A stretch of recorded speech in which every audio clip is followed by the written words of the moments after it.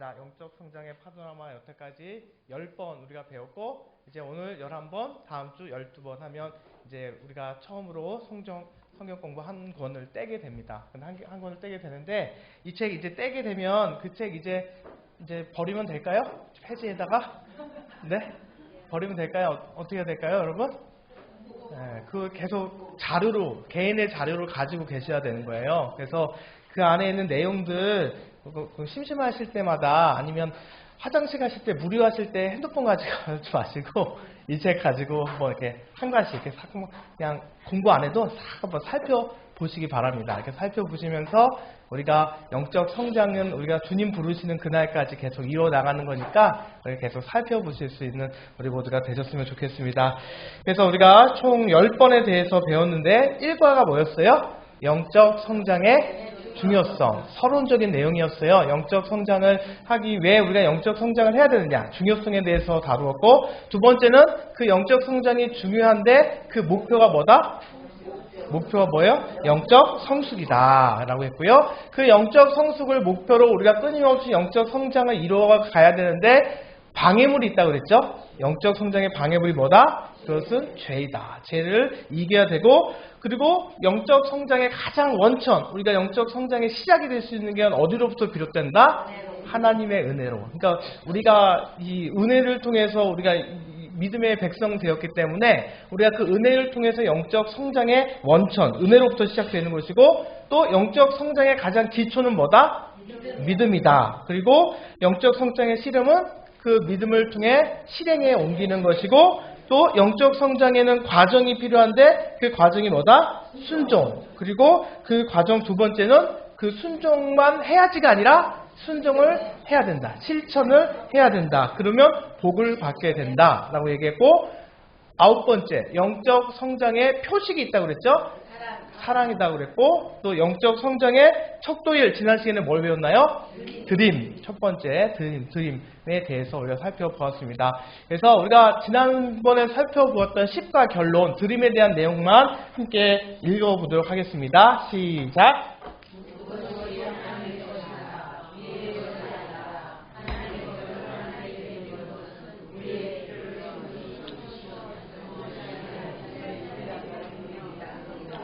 드림은 하나님의 말씀에 대한 순종이며 그분의 사랑과 은혜에 대한 참다운 반응이다. 아멘. 그래서 우리가 드림의 삶을 살아갈 때 하나님께 우리가 복받는 삶을 살아갈 수 있고, 이미 주님께 받은 사랑에 대한 반응이 뭐다? 드림이다 라고 우리가 살펴보았습니다. 그리고 영적 성장의 파노라마, 오늘은 제 11과인데요. 11과 영적 성장의 척도에 대해서 살펴보려고 해요. 척도에 대해서 살펴보려고 하는데, 척도 중에 오늘은 나눔에 대해서 우리가 살펴보려고 합니다. 우리가 지난 시간에는 드림에 대해서 배웠고, 오늘은 이제 나눔에 대해서 배우려고 하는데, 여러분 그런 생각 들지 않으세요? 지난 시간에 하나님께 드리면 됐지 뭘 또 나눠, 이런 생각 들지 않으세요? 드리면 됐지 또 뭘 나누라는 거야, 할 게 참 많네, 이런 생각 들지 않으십니까? 저 이거 공부할 때 선생님이 계시잖아요. 이거 할 때 딱 그 생각을 했거든요. 드림에서 끝나는가? 드리면 되지 않나? 여기서 끝나는데 이제 그 말씀을 하시더라고요. 동전에 양면이 있듯이, 그죠? 동전의 양면이 한 면만 있으면 동전일 수 없듯이, 동전의 양면이 있듯이 이것은 같은 거라는 거예요. 드림과 나눔은요, 같은 그런 척도가 된다라는 것을 우리가 꼭 기억하셔야만 한다라는 거예요. 그래서 드림과 나눔은 영적 성장의 척도이다. 드림과 나눔에 헌신하는 것은 영적 성장의 과정 속에서 나타나는 무엇이다? 하나님을 기쁘시게 하는 모습 중에 하나이다. 지난과의 드림에 이어 드림의 짝을 이루는 나눔에 대해서 살펴보자. 오늘 이제 주제가 이제 나눔에 대해서 살펴보면 주제가 이겁니다. 그러니까 드림만 하는 것은요, 반밖에 안 하는 거예요. 우리가 드림과 나눔을 함께 해야 되는 것이지, 하나님께 드린다고 해서 우리의 영적 성장의 척도가 거기서 끝나는 것이 아니라 드림과 나눔은 함께 이루어져야만 한다라는 거예요. 그래서 나눔의 원리는 무엇이냐? 나눔의 원리 첫 번째 같이 읽겠습니다. 시작! 나눔은 하나님이 우리에게 보여주신 사랑이다. 아멘. 나눔은요, 하나님께서 우리에게 보여주신 사랑에 기초한다는 거예요. 그래서 우리가 잘 아시는 말씀 요한복음 3장 16절이죠. 하나님이 세상을 이처럼 사랑하사 독생자를 주셨으니 이는 그를 믿는 자마다 멸망하지 않고 영생을 얻게 하려 하심이다 라고 말씀하고 있어요. 독생자를 주셨다는 거예요. 많은 아들 중에 한 아들을 준 것이 아니라 어떤 거예요? 하나밖에 없는 전부인. 그래서 누가복음 15장에서 보면은 제가 언젠가 말씀에서도 나눴던 것 같은데 첫 번째 내용이 뭐가 나와요? 100마리 양 중에 잃어버린 한 마리 양. 그 다음에 두 번째 내용이 뭐예요? 10개의 동전 중에 잃어버린 한 개의 동전, 드라크마 이야기가 나오죠. 그러니까 첫 번째는 1%. 그 다음에 두 번째 내용에서는 몇 프로예요? 10%. 그 다음에 세 번째 이어지는 내용이 있는데 세 번째는 뭐예요? 두 아들 중에 잃어버린 아들, 돌아온 탕자라고 우리가 흔히들 얘기하고 있는데 잃어버린 아들에 대한 그런 기다리는 아버지의 마음을 표현하는데 여기는 몇 %예요? 50%로 누가복음의 내용은 끝나지만 여기에 숨겨진 것이 뭐라고 있었어요? 100%를 주신 독생자 예수 그리스도를 주신. 왜 독생자 예수 그리스도를 주셨어요? 우리의 죄를 사하시기 위해서. 인자가 이 땅에 오신 이유는 죄인들을 위해 오셨다라는 이야기를 하기 위해서 누가복음 15장에서 1%, 10%, 50%까지 이야기를 하면서 그 안에 100%가 숨겨져 있었다라고 말씀을 드렸듯이 나눔은 하나님이 우리에게 보여주신 사랑인데 독생자를 주셨다는 건 무엇이냐면 아낌없이 주셨다는 거예요. 남은 것 중에 일부러 주신 것이 아니라 아낌없이 주셨다. 사랑하기 때문에 주셨다라는 거예요. 다 쓰고 남은 것들을 생생내면서 형식적인 나눔이 아니라 마치 전부를 내어주듯 하는 나눔. 그것이 바로 주님의 사랑이고 하나님께서 예수 그리스도를 보내주신 하나님의 사랑에 근거하는 것이 우리 그리스도인의 나눔의 모습이 된다는 거예요. 로마서 8장 32절에서 보면 뭐라고 얘기해요? 자기 아들을 아끼지 아니하시고, 아끼지 않았다는 거예요. 아끼다 어쩔 수 없이 준 게 아니라 아끼지 아니하시고 주셨다. 우리의 모든 사람을 위하여 내주신 이가 어찌 그 아들과 함께 모든 것을 우리에게 주시지 않겠느냐.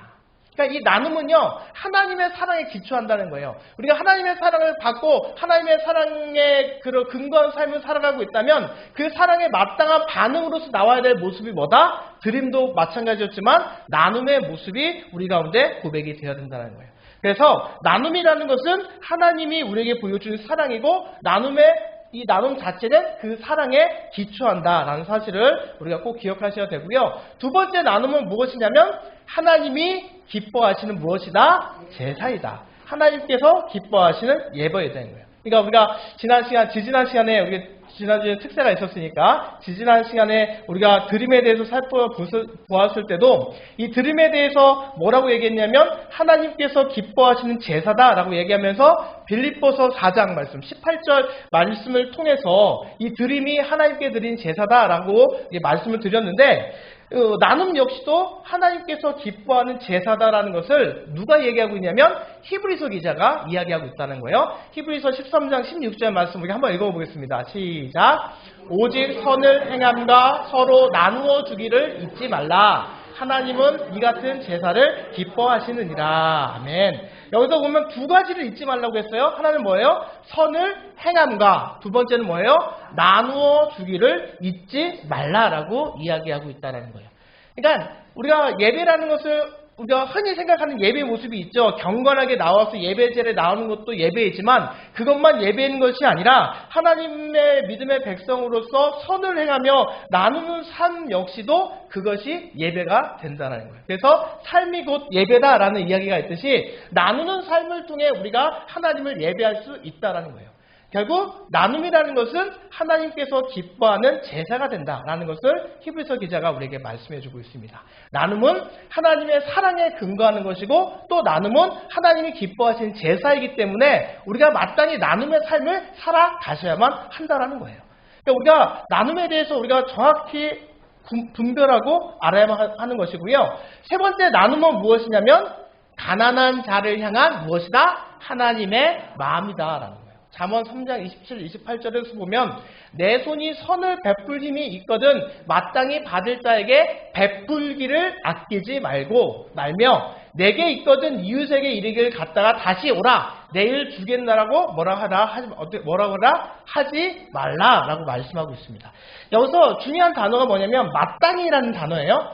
여기서 보면 선을 베풀 힘이 있거든 마땅히 받을 자에게 베풀기를 아끼지 말라라고 얘기하고 있죠. 마땅히라는 단어가 뭐냐면 이것은 노동자의 하루 품삯이나 고소인에게 주어야 되는 배상금, 법적인 어떠한 의무를 지닌 것을 말해요. 그러니까 우리가 어떤 사람을 고용을 했어요. 고용해서 일을 시켰어요. 이런 사람에게 돈을 주는 것은 너무나도 마땅한 거잖아요. 그죠? 또 법적인 책임 배상금을 물었으면 배상금을 어떻게 하는 거예요? 지불하는 것이 마땅한 거잖아요. 그러니까 이 마땅하다라는 의미는요, 당연하다라는 거예요. 그러니까 지불할 것을 당연하게 드려야 된다라는 것을 이야기하는데 누구에게 줘야 된다? 가난한 자들에게 우리가 나눔의 모습을 마땅히, 당연하게. 그러니까 우리가 뭐 특별해서 그 나누는 것이 아니라 가난한 자를 향해서 우리가 어떻게 해야 된다? 마땅히 나눌 수 있어야만 한다라는 거예요. 그리고 믿음의 백성으로서 특별히 지불해야 할 품삯을 뒤로 미루거나 다른 사람을 해치는 나쁜 행동을 해서는 안 된다는 것을 동시에 갖고 있습니다. 그러니까 실질적으로 믿음을 가지고 있는 고용주들, 사장님들 이런 분들은 어떻게 해요? 마땅히 일을 시켰으면 지불해야 되는데 있으면서도 어떻게 해요? 내일 대금 결제가 급하다 보니까 야 내일 받아 이럴 때가 있잖아요. 근데 가난한 사람은 지금 못 받으면 어떻게 돼요? 오늘 하루 삶이 막막할 수밖에 없는데 그것을 마땅히 주어야 될 것을 주지 않는 그런 모습을 결코 믿음의 백성들은 해서는 안 된다라는 거예요. 나눔이라는 것은 가난한 자를 향한 하나님의 마음이고 마땅히 우리가 해야 될 모습이다. 나눔에 대한 모습을 우리가 그렇게 고백하셔야만 한다는 거예요. 이 부분은 사실 목사인 저도 부끄러운 부분이긴 해요. 나눠야 되는 부분에 대해서 여러분 저도 목사이지만 때로는 저도 집에 아들이 셋이나 있다 보니까 또 제 아내도 있고 가족이 있다 보니까 어떻게 해요? 나눠야 되는 것을 알면도 불구하고 참 이 안에 많은 갈등이 있을 때가 있어요. 왜요? 이따가도 나누겠지만 이거를 나누지 않으면 누구를 줄 수 있어요? 설마 저 혼자 먹진 않을 거 아니에요, 여러분. 가족들도 남이야 이러고 저만 먹지도 않을 거 아니에요. 가족들을 위한 갈등이 있을 때가 있습니다. 나눔의 문제 가운데.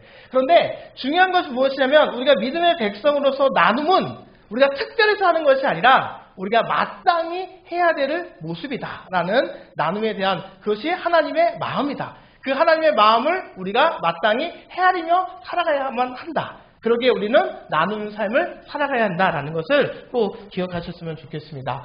그래서 이사야 58장 7절에서 보면 또 줄인 자에게 내 양식을 나누어 주며 유리하는 빈민을 집에 들이며 헐벗은 자를 보면 입히며 또 내 고륙을 피하여 스스로 숨지 아니하는 것이 아니겠느냐라고 말씀하고 있어요. 그러니까 성경의 가르침은요, 가난한 자들, 헐벗은 자들에게 베풀어 주라라는 것이 기본적인 그 하나님의 관점이고 가르침이 된다라는 것. 그러니까 우리가 가난한 자들을 외면해서는 안 되고 가난한 자들에게 나눔하기를 기뻐함으로 우리가 살아가야 한다라는 것입니다. 윈스턴 처칠이 이런 얘기했어요.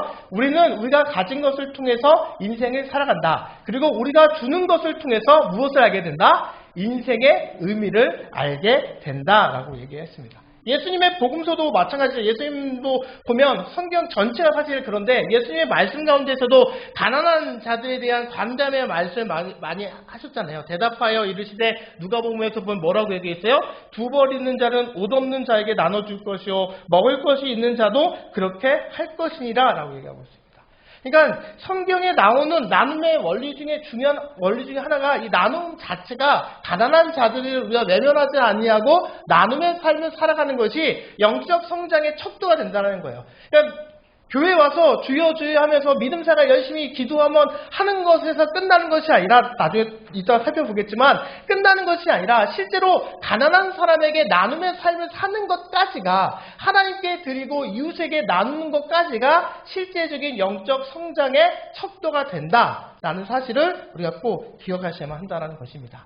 그리고 네 번째, 나눔은 무엇이다? 믿음과 사랑의 증거가 된다는 거예요. 야고보서 2장 14절로 16절을 보면 내 형제들아 만일 사람이 믿음이 있노라 하고 무엇이 없으면 행함이 없으면, 이게 사랑의 실천에 대한 얘기예요. 행함이 없으면 무슨 유익이 있으리요? 그 믿음이 능히 자기를 구원하겠느냐? 만일 형제나 자매가 헐벗고 일용할 양식이 없는데 너희 중에 누구든지 그에게 이르되 평안히 가라, 덥게 하라, 배부르게 하라 하며 그 몸에 쓸 것을 주지 아니하면 무슨 유익이 있겠느냐라고 말씀하고 있습니다. 이거 너무나 잘 아시는 말씀이죠. 그러니까 우리가 믿음과 사랑이 우리의 그냥 추상적이고 우리 어떤 개념적인 것이 아니라 실제적이고 실천적인 모습으로 증거돼야 그게 참 영적 모습이 되는 것이지, 그저 우리가 그냥 그 믿음에 대한 입술로만 고백하는 것으로 가지고는 믿음이라고, 참된 믿음이라 말할 수 없다는 것입니다.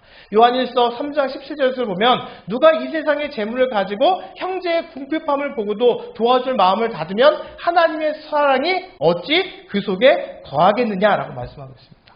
그러니까 믿음과 사랑은요, 추상적이거나 그냥 머릿속에서만 있는 관념이나 지식이 아니라 나눔을 통해 개인에게 있는 믿음과 사랑에게 증명이 된다는 거예요. 나누는 모습을 통해서 믿는 자의 모습이 증명이 된다는 것. 그러니까 우리가 실제적으로 나누는 삶을 살아가야 우리가 믿음의 백성일 수 있다. 내가 믿음의 백성인지 아닌지 어떻게 알 수 있느냐? 실제 우리가 나눔의 삶을 살아가느냐, 살아가고 있지 않느냐, 그 척도를 보고 우리의 참된 믿음, 우리가 살아있는 믿음이냐, 건강한 믿음이냐, 그 믿음의 모습이 결정되게 된다는 것입니다. 그리고 나눔은요, 5번째, 다른 사람들의 필요를 채우는 섬김이자 격려의 실천이 된다라는 것이에요. 그래서 사도행전 4장 34절, 35절에서 보면 그 중에 가난한 사람이 없으니 이는 밥과 집 있는 자는 팔아 그 판 것의 값을 가져다가 사도들의 발 앞에 두매 그들이 각 사람의 필요를 따라 나누어 주었다라고 했어요. 무엇에 따라 나누어 줬다고 얘기하고 있어요? 필요에 따라. 욕심에 따라 나눠준 게 아니에요. 필요에 따라 나누어졌다. 각 사람의 욕심이 아니라 필요에 따라 나누어 줬다라는 것입니다. 이 장면은 바나바가 이제 초대교회를 이렇게 할 때 자신의 가진 재산을 다 팔아서 함께 이제 가난한 사람들, 헐벗은 사람들과 함께 이제 공동체 생활하면서 신앙생활하는 모습의 이 장면의 이제 부분이잖아요. 그러니까 이게 무엇이냐면 다른 사람이 필요한 부분을 내가 채우는 거예요. 나눔을 통해서 채우는 거예요. 나의 재산을 팔아서 그 다른 사람들의 필요를 채워주고 섬기고 격려의 실천의 모습이 될 수 있다는 겁니다. 초대교회는요, 잘 아시다시피 자신의 소유를 필요에 따라 나누게 되었습니다. 그리고 어려운 사람의 필요를 도움으로 그 도움을 받는 사람이 큰 위로와 격려를 받게 되었죠. 여러분 정말 어려울 때 누군가에게 도움을 받은 경험 있으세요, 여러분? 많이 있으신가요? 네. 그런 경험들이 다 있으실 텐데 그때 경험을 우리가 곰곰이 생각해보면 얼마나 힘이 되고 얼마나 위로가 되고 얼마나 격려가 돼요. 저 계속 말씀드리지만 고성교회에 있을 때 어려울 때 그 어려운 순간 가운데 있을 때마다 누가 이렇게 나눔의 손길을 받게 될 때면요, 그 나눔에 얼마나 큰 힘이 되고 격려가 되는지 모릅니다. 그 나눔을 받음을 통해서 정말로 그 새로운 소망을 얻게 되고요, 새로운 그런 힘을 얻게 되고요. 우리가 선교를 하는 이유도 마찬가지잖아요. 선교에 우리에게 보는 선교가 별거 아닌 것 같지만 그 별거 아닌 것을 받는다 할지라도 받는 입장에서는요, 그게 큰 힘이 돼요. 내가 혼자가 아니구나. 나에게 이렇게 도와주는 손길이 있구나. 나에 대한 관심이 있구나. 라는 그런 마음이 생겨나게 되면서 물질도 물질이지만 물질 이상으로 얻게 되는 힘을 얻게 돼서요, 더욱더 그 선교의 일을 감당하게 됩니다. 그러니까 목회를 할 때도 마찬가지였던 것 같아요. 저는 그때 그 경험, 단위 목회 경험, 그때 그 경험이 있었기 때문에 이 이야기밖에 못 드리지만 저보다 더 어렵고 힘드신 분들의 간증의 이야기를 다 들어보면요, 그 간증의 이야기의 대부분은 뭐예요? 어려운 순간 가운데 누군가가 도와줬다. 그래서 뭐라고 얘기해요? 까마귀를 하나님께서 보내주셨다라는 이야기를 참 많이 하잖아요. 근데 여기서 참 안타까운 게 뭐냐면, 차차 이야기하겠지만, 어느 교회에서 예전 얘기예요. 어느 교회에 이제 제 아내랑 이제 사모님이랑 대화를 나누는 중에 그 이야기를 제가 듣고 정말 와닿더라고요. 와닿는 이야기가 뭐였냐면, 이제 어느 교회에 있는 목사님과 사모님이신데, 그 사모님이 그런 얘기를 했대요. 그 목사님이 너무 이제 좀 여러 가지 교회 교회에서 대우라든가 이게 좀 많이 어려운 가운데 있었던 거예요. 그러니까 교회가 아주 어려웠던 것도 아닌데 조금 이렇게 좀 배려를 좀 안 해주는 그런 상황 속에 있었던 상황이었어요. 그러니까 그 목사님은 말도 못하고 이렇게 말씀도 못하고 가만히 있는 상황인데 그러면 그냥 두면 되잖아요. 두면 되는데 거기 한 장로님께서 그렇게 얘기를 하셨대요. 어떻게 얘기했냐면 목사님은 기도 열심히 하시면 하나님이 까마귀 보내주시니까 괜찮잖아요. 이렇게 얘기를 했대요. 여러분 이해 가세요, 여러분? 그러니까 목회하는 입장에서 틀린 말은 아니까 네 그렇죠라고 이야기를 하는데 그 사모님의 고백이 저한테 탁 와닿더라고요. 아니 왜 우리 믿는 사람들은 까마귀가 올 거라고 경련하는데 자신이 까마귀가 될 생각을 왜 안 하는지 모르겠어요. 라고 그렇게 얘기하더라고요. 여러분 이 고백이 정말로 우리 안의 고백이 되었으면 좋겠습니다. 여러분 주변에게 어려운 사람들 얘기할 때 걱정하지 마. 하나님께서 열심히 기도하면 까마귀 보내줄 거야. 또 다 살게 해줄 거야. 목사님 기도 많이 하시는데 뭐가 걱정해요? 저한테 까마귀를 말씀하시면 여태까지 없으셨습니다. 오해하지 마시고 까마귀 보내주실 텐데 뭐 이렇게 걱정이십니까? 이렇게 얘기하는데 그 말이 틀린 말은 아니에요. 하나님이 까마귀를 보내주세요. 그런데 그 가운데 제가 그 이야기를 들으면서 맞아. 왜 믿음의 사람들은 왜 내가 까마귀가 될 생각은 하지 않을까라는 그 생각이 들었습니다. 그러니까 내가 격려를 주는 역할이 돼야 되고 이제 이 다음에 나오는데 그 까마귀의 역할을 통해 감당하게 되면 그 기쁨, 나눔을 통해서 주어지는 기쁨이 더 큼에도 불구하고 또 그것을 어떤 한 사람에게 큰 격려를 줄 수 있음에도 불구하고 그게 하나님께 받은 사랑의 참된 실천이 됨에도 불구하고 자신은 까마귀가 되지 않으려는 그런 모습이 누구에게나 다 있다라는 것입니다. 이 시간 그 모습을 우리가 꼭 경계했으면 좋겠고 도움을 통해서 우리가 나눔을 통해서 절망 가운데 있는 욕심이 아니라 정말로 필요한 사람에게 나의 이 나눔이 정말로 큰 힘이 되고 섬김이 되고 격려의 실천이 될 수 있다. 정말 내가 아무것도 아닌 것 같지만 내가 작은 나눔을 베풀 때 그런 역사가 나타날 수 있다. 어려운 선교사님, 어려운 목사님, 목회하신 분들에게 힘을 내어 도와주게 되면 그 목회자들이, 선교사님들이 정말로 좌절하지 않고 그분이 도와준 물질 때문에 힘내는 것이 아니라 그분이 도와주는 그 마음 때문에 힘이 나서 정말로 좌절해서 목회에 때려치고 싶을 때 아니면 목회에 대해서 열심히 사라지고 싶을 때 어차피 대충 하자고 쓰러질 때 그 격려 때문에 힘을 얻어서 열심히 목회를 하게 되고 열심히 목회하다 보니까 어떻게 돼요? 그 목회 가운데 열매가 맺어지게 되고 어둠 가운데 있던 영혼들이 다시 돌아오게 되고 힘들었던 교회가 열심히 목회를 하게 되니까 힘내서 하게 되니까 살아나게 되고 교회가 살아나게 되다 보니까 그 안에 있는 죽어가는 영적 생명들이 다 살아나게 되고 우리의 작은 그 격려가 우리의 그 나눔이 시발점이 되어서 시작이 되어서 우리에게 큰 역사가 나타날 수 있다는 것을 우리가 꼭 기억하셨으면 좋겠습니다. 저는 목사니까 목회자 이야기만 했는데 주변의 이웃의 어려운 분들 그런 어려운 분들에게 꼭 나눔을 전해주셔서 그 나눔을 통해서 격려의 역할을 감당하시는 우리 모두가 되시기를 간절히 바랍니다. 그리고 6번째는요, 이제 결국 이거예요. 나눔은요, 복 있는 삶으로 이끈다라는 거예요. 그러니까 까마귀가 우리가 되어야만 하는 이유는 5번이 더 중요합니다, 여러분. 6번을 목표로 나눠서는 안 돼요. 5번을 목표로 우리가 나누셔야 돼요. 여러분, 꼭 우리는 제가 이거 짚고 넘어가지 않으면 6번만 딱 이렇게 표시하기 때문에 저는 5번을 더 강조하고 있는 거예요, 여러분. 6번 강조하는 게 아니에요. 우리가 나눌 때 어려운 사람들의 필요를 채우고 격려하는 게 더 중요한 거예요. 그런데 그렇게 하게 되면 어떻게 되냐면 우리의 삶이 복 있는 삶이 될 수 있다는 거예요. 우리의 삶을 복 있는 삶으로 이끌게 된다는 것입니다. 우리가 까마귀가 되면 그 까마귀를 하나님께서 챙기시고 채우시고 도우시게 된다는 거예요. 사도행전 20장 35절에서 보니까 주 예수께서 친히 말씀하신 바, 바울이 여기서 친이라고 부지라고 이 말씀을 한 이유는 뭐예요? 정말로 중요하고 강조하기 위해서 친이라는 단어가 들어간 거예요. 주 예수께서 친히 말씀하신 바, 그러니까 그냥 예수님께서 말씀하셨다가 아니라 친히 말씀하셨다라는 것은요, 정말로 중요하기 때문에 이야기하는 거예요. 주는 것이 받는 것보다 복이 있다 하심을 어떻게 해라? 기억하여라 할지니라 라고 그렇게 말씀하고 있다는 거예요. 나눔으로써 가장 큰 유익과 복을 누리는 사람은요, 받는 사람도 유익을 누리지만 더 유익을 누리는 사람은요, 바로 그 자신이 유익을 누리게 된다는 거예요. 인생을 살다 보면 우리는 누군가의 도움을 받거나 받을 수밖에 없는 그런 상황 안에 처할 수 있어요. 그럴 때는 받으셔야 돼요. 받는 게 맞습니다. 그런데 그것을 어떤 모습 가운데 우리가 잘못 빠지게 되냐면 계속 받다 보면 어떻게 돼요? 어떻게 돼요, 여러분? 계속 노력하지 않아도 받게 되면 받는 것에 대해서 습관화가 됩니다. 습관화. 당연하게 여기게 돼요. 받는 것에 대해서.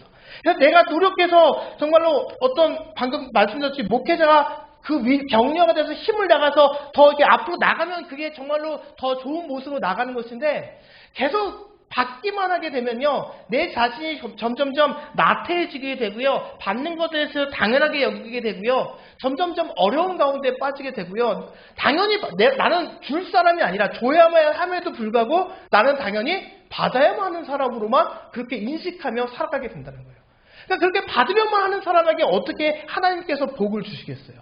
하나님의 마음에 합하는 나누려는 사람에게 하나님께서 복을 주시지 받으려고만 하는 사람에게 어떻게 복을 주겠어요? 그죠? 그런데 우리가 받는 것에 너무 익숙해지다 보면요. 나누는 것에 익숙해지게 되고요. 받는 것에 당연하게 여기다 보면 하나님이 주시는 복을 놓칠 때가 너무나도 많이 있다는 거예요.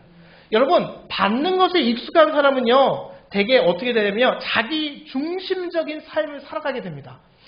정말로 오랫동안 아프신 분들 계시죠?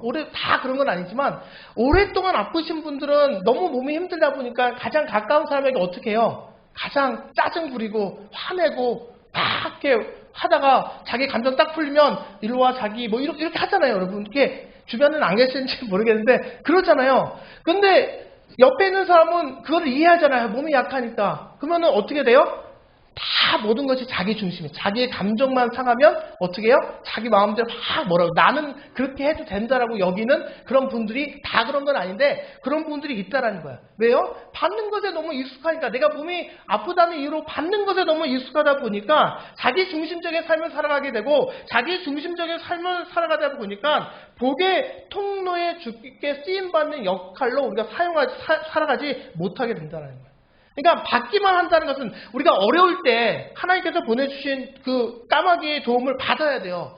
주시는 걸 굳이 우리가 아니야 나는 필요 없어 이럴 필요는 없어. 받으셔야 되면 감사함으로 받으시는 거야 되면 맞아요. 그런데 우리가 받는 것에 익숙해지는 것이 아니라 진짜 복은 받는 것 자체에 있는 것이 아니라 나누어 줄 때 하나님께서 복 있는 삶으로 이끌어 준다라는 이 사실을 우리가 꼭 기억하셔야만 한다라는 거예요. 받기만 하는 사회의 바다 같은 삶을 살아서는 안 된다라는 것을 하나님께서는 우리에게 말씀해주고 있습니다.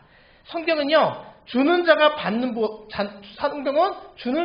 받는 자보다 복이 있다라고 말하죠. 주는 사람은 하늘의 보화를 쌓는 것이고 주께서 복에 더해주시는 은혜를 경험하게 된다. 그러니까 나는 어떤 사람이 되어야 된다? 받는 사람이 되어야 돼요? 나누는 사람이 되어야 돼요? 나누는 사람이 되어야 된다는 거예요. 제가 고등교회에 있으면서 어려운 순간순간마다 거기서는 어떻게 자생할 수 있는 힘이 없었으니까 그때마다 계속 정말 놀라울 정도로 많이 받게 되니까 제가 점점 이제 기도가 무서워지더라고요. 왜 무서워지냐면 아니 이게 목회를 해서 교회를 건강하게 세워나가야 되지. 주의 몸된 교회를 건강하게 세워나가야 되는데 우리가 어려우면 어려울수록 계속 주변에서 도움의 손길이 오다 보니까 우리가 자립하게 되면 어떻게 되는 거예요, 여러분? 그 도움의 손길이 끊기는 거잖아요. 근데 우리의 자립이 보장이 안 돼 있단 말이에요. 자립했습니다, 여러분 하고 한두 달 자립했는데 그 뒤에 믿음이 없으면 어떻게 돼요? 다시 꼬꾸라지면 그 사람들한테 다시 말할 수 없잖아요. 그런 두려움의 생각이 들더라고요. 받기만 하다 보니까 이게 익숙해지면 안 되는 우리 교인분들도 이제 그런 생각도 드는 것이 염려가 되고 그래서 그때부터 제가 기도하고 성도님들한테 계속 선포했어요. 여러분 우리가 지금은 받지만 우리는 받는 데서 끝나서는 안 됩니다. 우리가 나누는 교회가 되기를 간절히 바랍니다. 우리가 나누는 교회가 되어야만 합니다. 라고 계속해서 말씀을 드렸어요. 그래서 우리가 어려움에도 불구하고 항상 월 5만 원을 우리 교회가 어렵지만 우리보다 더 어려운 교회를 도와야 된다라는 마음으로 이렇게 5만 원 이렇게 그 5만 원씩 딱 잡았죠. 물론 도와주려고 하면 받는 쪽 입장에서 우리가 더 어렵다고, 우리가 더 낫다고 이제 하면 괜찮다고 해서 사용하지 못할 때도 물론 있었지만 그런 마음이 들더라고요. 그러니까 우리가 받는 것에 익숙하지 않고 나누는 삶을 살아가는데 우리가 믿음으로 우리가 결단하고 우리가 그런 삶을 살아가는데 최선을 다해야만 한다는 것입니다. 우리 영광교회가 나누는 일에, 선교하는 일에 우리가 더욱더 성숙해지셨으면 좋겠습니다. 나누는 일을 더욱더 감당했으면 좋겠어요. 우리 교회가 지금 어떻게 될지 모르는데, 우리 교회가 점점 고령화돼서 우리 교회도 어떻게 될지 모르는데 이거 걱정하기보다는 우리가 먼저 선교하는 교회로, 나누는 교회로 먼저 나가서 하나님께서 주시는 복을 받자. 우리가 아둥바둥하여서 우리가 어떻게 점점점 고령화되면서 어떻게든 우리가 아껴서 정말 우리가 정말로 해서 이렇게 우리 스스로를 지켜나가자가 아니라 우리가 어려울수록 더욱더 선교하고 어려울수록 더 돕는 모습 가운데 우리가 하늘의 복을 받는 그런 교회로 세워져 나갔으면 좋겠습니다. 김포한신교회 목사님 그때 말씀하신 말씀 기억나시죠, 여러분? 그런 교회로 우리가 그 방향으로 나아갔으면 좋겠습니다.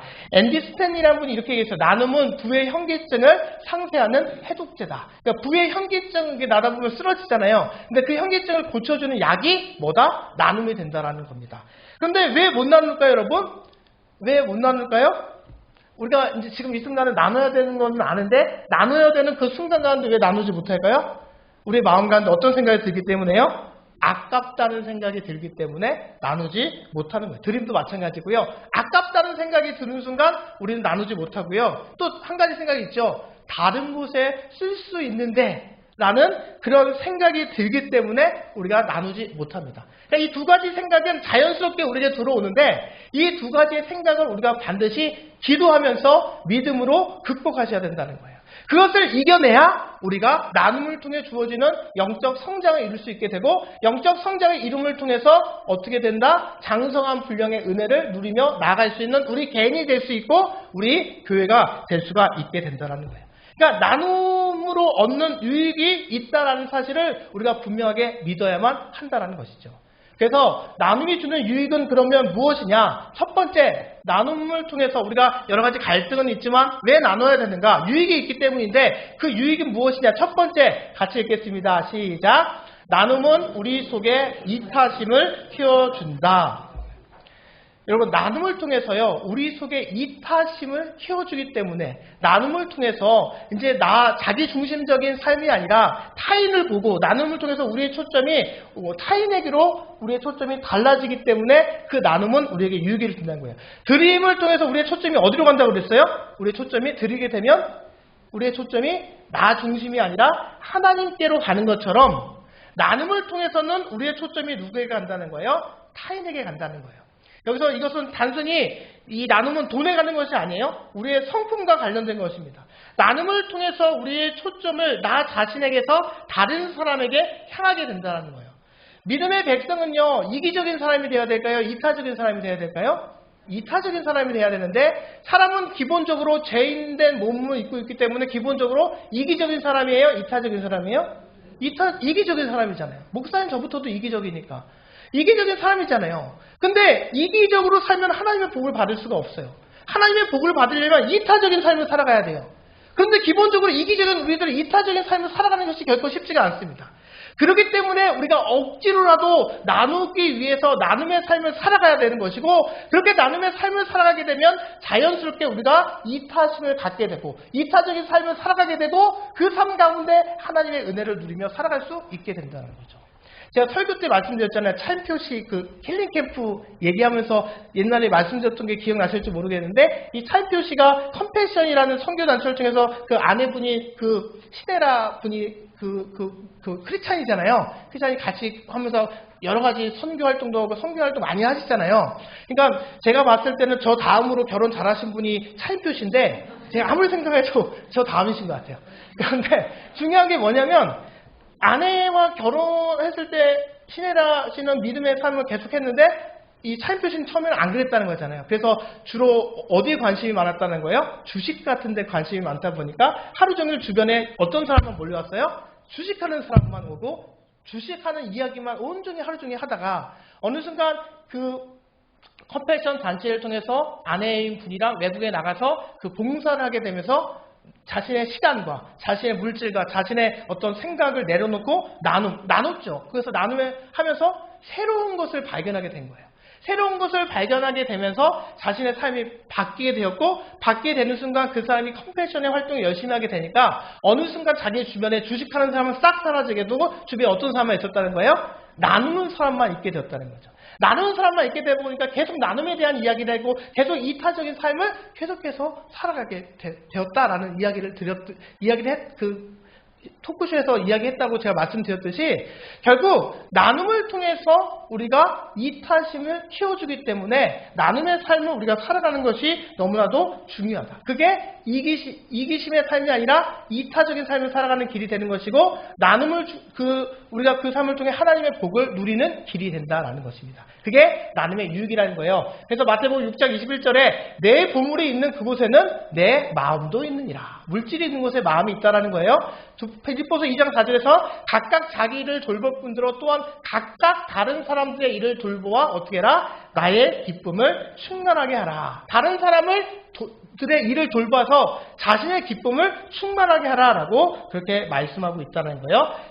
나눔의 유익 첫 번째, 우리 속에 이타심을 키워주게 되고 이타심을 통해서 하나님의 복을 받는 길로 가게 해주기 때문에 나눔의 삶이 중요하고요. 두 번째 유익이 뭐예요? 나눔은 물질에 대한 집착에서 벗어나게 된다라는 것입니다. 그러니까 물질에 집착하는 삶을 여러분 살아보신 적 있으신가요? 네. 네, 요거는 딱 대답하기 어려우시죠? 이게 참, 그런 모습이 있으니까. 저는 있습니다.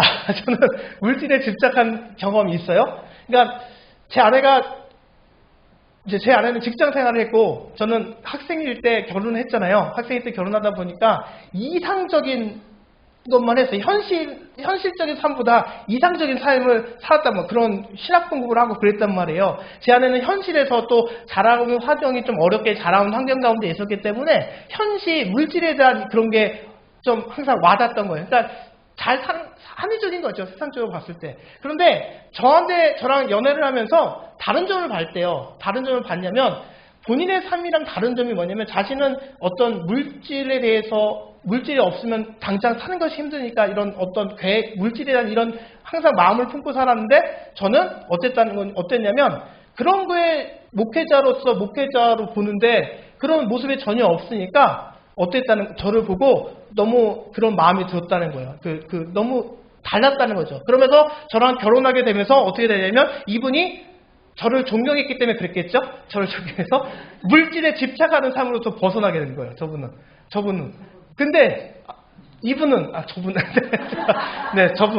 전님께서는 근데 저는 오히려 어떻게 되냐면 저는 학교에서 공부하다가 현실로 온 거잖아요. 목회 현장에 오게 되니까 저는 이제부터 어떻게 되는 거예요? 가족이 생겼고 어찌나 왜 자꾸 이렇게 아들들을 주시는지 아이가 셋이나 생겼고 목회하는 여정 가운데 넉넉지 않고 이러다 보니까 또 결정적으로 저는 큰 교회가 있었으니까 부목사 생활할 때는 그래도 크게 그러지 않았는데 고등교회를 가는 순간 현실이 딱 부딪히게 되는 거예요. 하나님께서 가라고 하셔서 갈 수밖에 없었는데 현실이 부딪히는 거예요. 그러면서 제가 계속 이랬습니다. 이거 가지고 살 수 있을까? 저도 모르게 가고 나면 하나님께서 다 챙겨주시는 거 경험했지만 그 전에 이러고 있는 거예요. 저 혼자 가면 이런 걱정을 안 했을 텐데 가족이 있다 보니까 이 가장의 무거운 책임감이라는 게 있잖아요, 여러분. 그런 게 있었던 거예요. 그럼 있다 보니까 집착하는 마음이 저도 모르게 생기게 되더라고요. 그러게 되다 보니까요, 제 삶이요, 은혜와 가까운 삶이었을까요? 은혜로부터 멀어진 삶이 되었을까요? 은혜로부터 멀어지게 되는 거예요. 기도도 안 돼요, 여러분. 기도도 안 돼요. 중보기도도 안 나와요. 내가 지금 걱정되고 물질의 집착 여기에 다 이렇게 짓눌려 있다 보니까 여기에 꽉 눌려 있다 보니까 그러니까 제 아내는 오히려 그러다 보니까 제 아내가 답답하더라고요. 전혀 걱정을 안 하시는 거예요. 가기 전에. 뭘 자기 하나 가르쳐줬잖아. 그랬는데 전혀 걱정 안 해요. 이게 가장의 무게와 이게 아닌 사람의 무게인가? 이런 생각이 들 정도로. 근데 와서는 이제 그게 이제 달라졌고, 저도 이제 또 성장하는 계기가 되었는데, 물질에 집착하게 되면요, 여러분 계속해서 억눌리되고, 정말 피폐한 삶을 살아가게 되고요, 나눔의 삶을 정말로 살아가는 것이 어렵게 된다는 거예요. 계속 여러 가지, 그 물질뿐만이 아니라 모든 것들이 정말로 억눌려서요, 집착 가운데 그 가둬지는 삶을 살아가게 되는데, 실제 우리가 나누게 되면 어떻게 되느냐? 나눔의 삶을 살아가게 되면 어떻게 돼요? 나누는 순간 하나님께서 결국은 우리 나누는 그 자를 돕기 때문에 또 채워주시기 때문에 그 나눔을 통해서 물질로 오는 집착으로부터 벗어나게 된다는 거예요. 그러니까 아무도 이해하지 못했지만 제가 지난주가 말씀드린 것 같은데 고속교회에서 제 평생의 수입 중에 고속교회에서의 수입이 제일 많았다고 그랬잖아요. 채워주시는 하나님의 은혜가 많아서 가장 그때가 제일 밝힐 수는 없지만 얼마 되진 않아요. 밝힐 수는 없지만 제일 많았다고 그랬잖아요. 이해할 수 없는 많은 일들이 그 가운데 일어나게 되더라고요. 제가 결단하고 또 그 어려운 상황 가운데 들어가고 또 그 안에서 이겨내려고 정말 몸부림치고 기도하며 살아갔더니 하나님께서 나눌 수 있는 기회를 주시고 나누었더니 그 집착에서 벗어나고 집착에서 벗어나게 되니까 하나님의 은혜 있는 삶을 주시는 분도 하나님, 가져가시는 하나님, 없어도 책임져 주실 것을 믿게 되고 불안해하지 않게 되고 도우시는 하나님의 은혜를 붙잡고 살아갈 수 있게 되더라는 것입니다. 그러니까 우리가 나눔의 삶을 살게 되면요, 드림과 나눔의 삶을 살아가게 되면 우리가 모든 집착으로부터 벗어나게 된다는 거예요. 여러분, 물질에 집착하면요, 믿음이 결코 자라나지 못합니다. 믿음이 자라나야 우리가 장성한 분량의 은혜를 입을 수 있는데 물질에 집착하게 되면요, 우리가 계속해서 억눌린 삶을 살아가고 물질에 끌려가는 인생을 살아갈 수밖에 없고 물질에 끌려가다 보면 주님과 함께하는 삶을 잃어버리게 되고 주님과 함께하는 사는 삶을 잃어버리게 되면 물질도 없는데 주님도 잃어버리는 거예요. 여러분, 물질에 집착하는 사람 치고 부자가 얼마나 되겠어요, 여러분? 계속해서 만족함을 누리지 못하기 때문에 채워도 계속 집착 가운데 살아갑니다. 그 인생은요, 불행한 인생이 될 수밖에 없다라는 거예요. 그러니까 우리가 나눔을, 집착하는 마음이 있기도 전에 먼저 나누시기 바라요. 물질에 종이 되지 마시고 물질에 정말로 물질을 사용하시기 바랍니다. 물질은 나쁜 게 아니에요. 물질은 좋은 겁니다, 여러분. 저 목사라고 돈 싫어하지 않아요. 돈 좋아해요, 여러분. 아, 저 목회자는 물질에 집착하지 않은 목회자로서 돈을 좋아하지 않겠구나. 아닙니다. 저 돈 무지하게 좋아해요, 여러분. 하나님이 주시는 돈을 좋아해요. 세상의 돈 말고. 하나님이 주시는 돈 가지고 저는 더 나눔의 삶을 살아가고 싶어요, 여러분. 더 나눔으로 더 큰 은혜 받고 싶어요, 여러분. 여러분, 저 돈 좋아하는 목사예요. 그대로 있는 그대로 소문내시면 안 됩니다, 여러분. 오해하니까. 우리는 이제 다 이해하지만. 그러니까 물질 자체는 나쁜 것은 아닌데 물질은 하나님의 복의 선물인데 그 선물을 선물로 받아 그 선물 자체의 기쁨을 누리셔서는 안 되고 주시는 분에게 감사해야 된다는 거예요. 물질에 감사해서는 안 됩니다. 물질에 감사하면 물질에 집착하게 돼요. 그럼 우리의 믿음은 성장할 수 없다라는 것. 나눌 때 그 모든 집착으로부터 벗어나고 이겨낼 수 있다는 이 사실을 우리가 꼭 기억하셔서 정말로 집착의 순간이 올 때, 있을 때 우리가 과감히 한번 나누시기 바랍니다. 하나님께 들으시기 바랍니다. 그랬을 때 주어지는 하나님의 은혜를 꼭 체험하시는 우리 용광교회 모든 성도님들 되셨으면 좋겠습니다. 요한 클레이 마쿠스가 이렇게 얘기했어요. 물질을 대수롭지 않게 여기는 사람은 다툼과 분쟁에서 스스로 벗어난 것이다. 그러나 물질을 사랑하는 사람은 사소한 것 하나를 두고도 어떻게 된다? 죽도록 싸울 것이다. 집착하게 되니까 죽도록 싸우게 될 것이다. 여러분, 죽도록 싸울 필요 없잖아요, 여러분. 그죠? 우리가 살면서 하나님이 주시는 은혜 가운데 거하셨으면 좋겠습니다. 디모데후서 6장 17절 18절에도 마찬가지죠. 내가 이 세대의 부한 자들을 명하여 마음을 높이지 말고 정함이 없는 재물에 소망을 두지 말고 오직 우리에게 모든 것을 후히 주사 누리게 하시는 하나님께 두며 선을 행하고 선한 사업을 많이 하고 나누어 주기를 좋아하며 너그러운 자가 되게 하라. 물질은 우리를 영원히 지키지 못합니다. 하나님은 우리를 영원히 지켜주세요. 하나님께서 원하시는 삶을 살아가야만 한다는 거예요. 여기에 정함이 없는 재물이라고 되어 있죠? 어디 있나요? 17절 중간에 정함이 없는 재물이 있는데 여기는 정함이 없는 재물이라는 것은요, 불확실한 재물이라는 것을 의미해요. 그러니까 이 물질이 정말로 확실한 것이 아니기 때문에 어떻게 될지 모르는 것이기 때문에 우리가 아무리 물질을 집착하고 살아간다고 그 물질이 우리를 지켜주지 못해요. 그건 확실한 게 아니기 때문에. 확실하신 하나님의 뜻대로 살아갈 때 재물에 소망을 두는 것만큼 어리석은 삶이 있을 수가 없다는 거예요.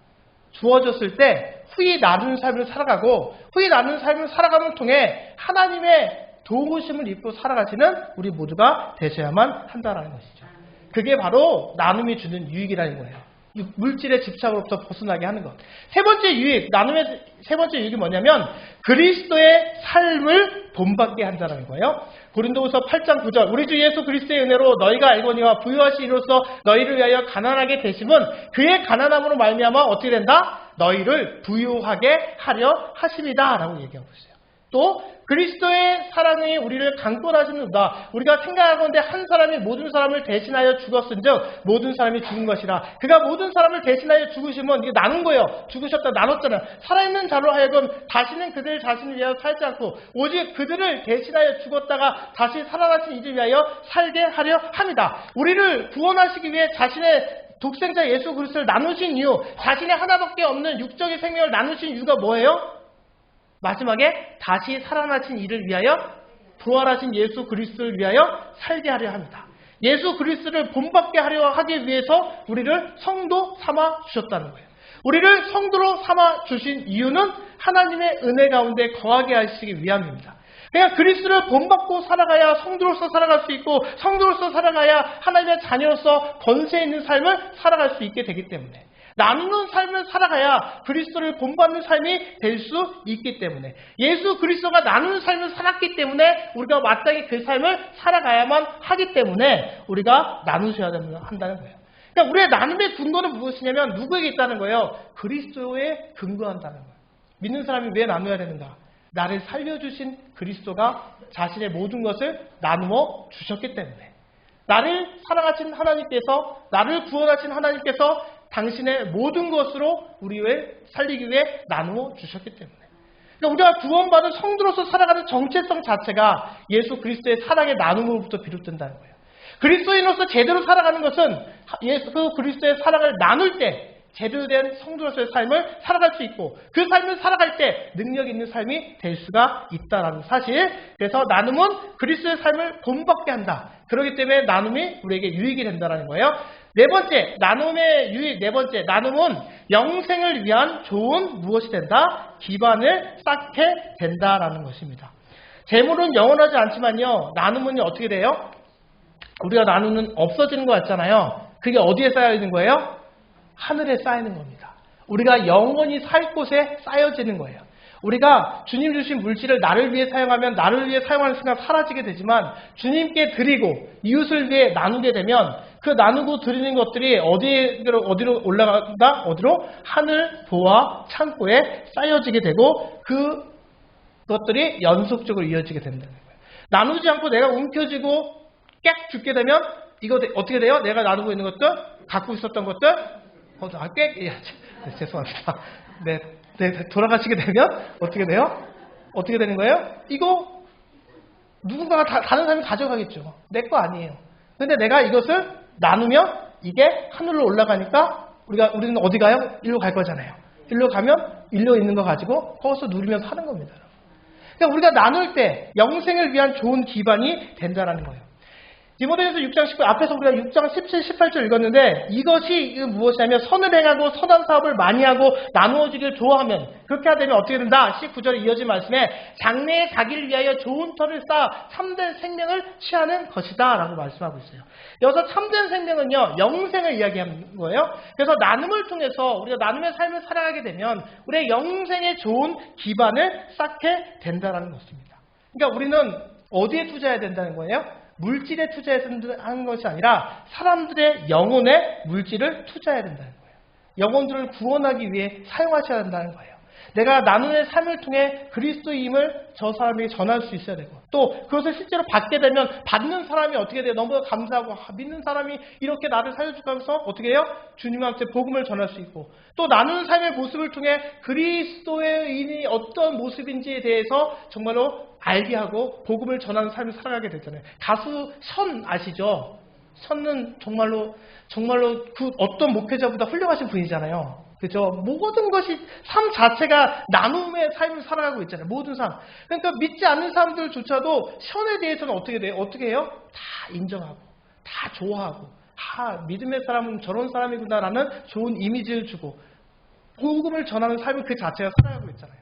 우리도 그렇게 살아가야만 한다는 거예요. 우리 가장 가까운 가족, 가장 가까운 이웃 앞에 우리가 그렇게 살아감을 통해서 우리가 어떻게 된다? 위에 있는 영생을 위한 좋은 기반을 쌓으셔야만 한다라는 것을 우리에게 말씀해 주고 있습니다. 그러니까 나눔으로 천국에서 나누어진 사람으로부터 환영을 받게 된다는 거예요. 나눔을 통해서 천국으로부터 우리가 환영을 받게 된다. 이 사실을 꼭 기억하셔서 우리의 물질을 정말로 드리고 나누며 천국에 살아가실 수 있는 우리 모두가 되시기를 간절히 바랍니다. 게리 토마스라는 신학자, 돈의 유혹과 거짓 유혹에서 해방되려면 영혼의 관점에서 생각하는 법을 배워야 한다. 천국의 실체를 깨닫는 것이야말로 물질주의라는 영혼의 독약에 대한 확실한 해독제다라고 얘기하고 있죠. 그러니까 물질주의가 사람을 지배하고 있는데 그것을 해방하기 위해서는 어떻게 된다? 나눔의 삶을 살아가야 된다. 그것으로부터 해방할 수 있는 그 약이 된다는 거예요. 그리고 다섯 번째 나눔은 무엇이다? 섬김의 가치를 가르쳐 준다라는 겁니다. 무엇보다도 뜨겁게 서로 살아갈지니 사랑은 허다한 죄를 덮느니라.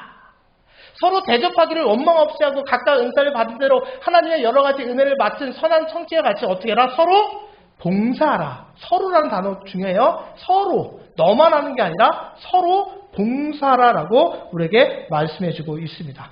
그러니까 우리가 그 모습을 통해 섬김의 가치를 가르쳐주게 된다는 거예요. 그리스도인은 하나님의 청직으로서 하나님께서 주신 물질, 시간, 은사 모든 자원을 가지고 이웃과 공동체를 섬기도록 부름을 받았다는 거예요.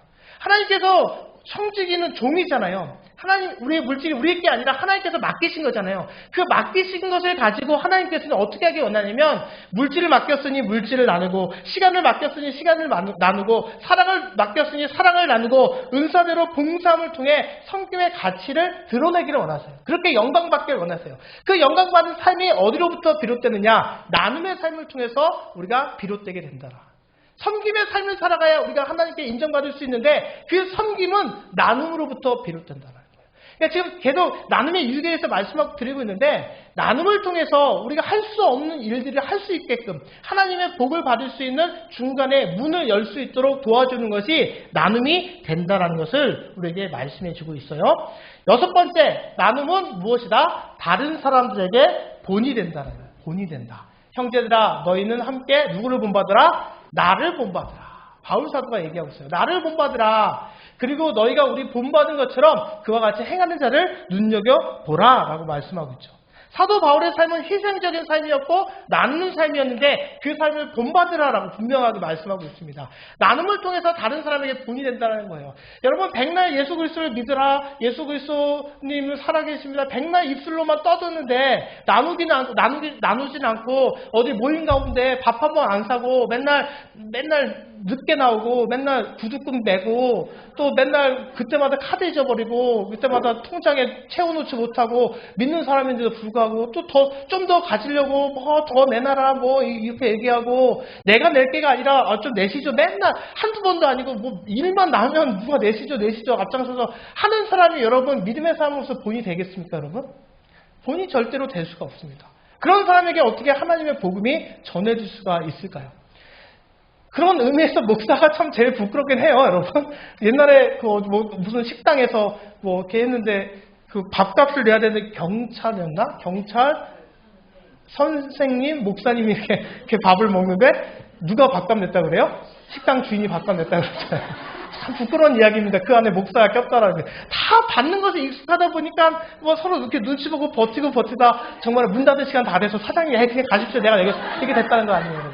그러니까 그것만큼 부끄러운 게 어디 있어요, 여러분. 선생님이나 경찰들은 그렇다 치더라도 목사는 그러면 안 되죠. 경찰님이 계셨네. 죄송합니다. 저는 목사만 생각했는데 모든 경찰님이 그렇진 않으시죠. 네. 그래서 제가 실수해버려. 여기 선생님들 혹시 계시나요? 아니시죠. 자녀분들 중에 선생님 계시나요? 모든 분들이 그렇지 않은데 이제 그런 대표적인 저도 그런 목사는 아닙니다. 그런 목사는 아닌데 그런 일이 있다 얘기를 하잖아요. 그러니까 그런 본이 되어서는 그런 본이 안 돼서 말이 안 되네요. 제가 장례 때 깜짝 놀랐고 본이 되는 삶을 살아가셔야 한다. 그게 중요하다. 그렇게 복음을 전하셔야 된다. 그게 나눔의 모습 가운데 드러나게 된다라는 것입니다. 그래서 히브리서 13장 7절에 하나님의 말씀을 너희에게 일러주고 너희를 인도하던 자를 생각하며 그들의 행실의 결말을 주의하여 보라. 그들의 믿음을 본받으라. 사랑하는 자여 악한 것을 본받지 말고 선한 것을 어떻게 해라? 본받아라 라고 말씀하고 있습니다. 그러니까 우리가 본받는 삶이 되셔야만 한다는 거예요. 본받는 삶은요, 여러분, 나눔을 통해서 드러나게 된다는 거예요. 누가 정말로 저분은 정말로 나눔의 삶에 인색하지 않는 그 삶을 살아가실 수 있는 우리 모두가 되셨으면 좋겠고요. 우리 용광교회가요, 어제 모임 같은 데 있을 때, 우리 용광교회 모임 있을 때 용광교회로서 많이 나누셨으면 좋겠습니다. 그리고 용광교회가 나눔과 사랑이 넘치는 교회가 되었으면 좋겠습니다. 어려운 교회에 있으면 어려운 교회를 위해 돕고자 정말 여러 가지 방법으로 우리가 많이 모았으면 좋겠어요. 그런 모임들이 많아지고 그런 삶들이 고백되어질 수 있기를 주님의 이름으로 간절히 기원합니다. 불리한 차별질, 도둑질이 난무한 이 세상에서 후히 베푸는 삶을 사는 것은 하나님의 존재에 관한 논리적 증거를 제시하는 것보다 훨씬 더 강력한 복음의 메시지가 된다. 그러니까 백날 예수 믿으세요. 그러니까 목사가 위에서 설교하는 것보다 여기 앉아 계신 성도님들이 새로운 가족들이 새로운 사람들이 왔을 때 여기서 관심 가져주고 또 여러 가지 안내해주고 여러 사랑을 베푸는 것이 그 교회 전도에 더 어떻게 하다?